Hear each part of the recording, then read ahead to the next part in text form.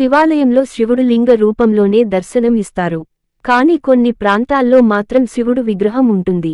అయితే విగ్రహ రూపంలో దర్శనం ఇచ్చే శివుడు పులి చర్మంపై ధ్యానముగ్ధుడై కూర్చుంటాడు.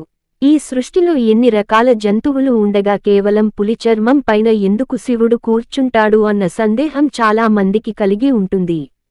శివుడు అలా పులి చర్మం మీద మాత్రమే కూర్చోవడం వెనక ఒక పెద్దగా చరిత్ర ఉందని పండితులు చెబుతున్నారు. శంకరుడు సర్వసంగ పరిత్యాగి, దిగంబరుడిగా అరణ్యాలు, శ్మశానాల్లో తిరుగుతూ ఉండేవాడు.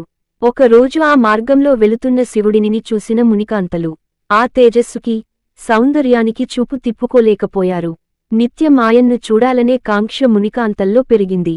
గృహంలో నిర్వహించాల్సిన దైవకార్యాలు, నిత్యకృత్యాలు కూడా శివుడిని తలుచుకుంటూనే చేయసాగారు. తమ భార్యల్లో ఎప్పుడేలేని ఈ మార్పునకు కారణం ఏంటా అని ఆలోచనలో పడిన మునులకు పరమేశ్వరుడిని చూసి ఒక ఆలోచనకు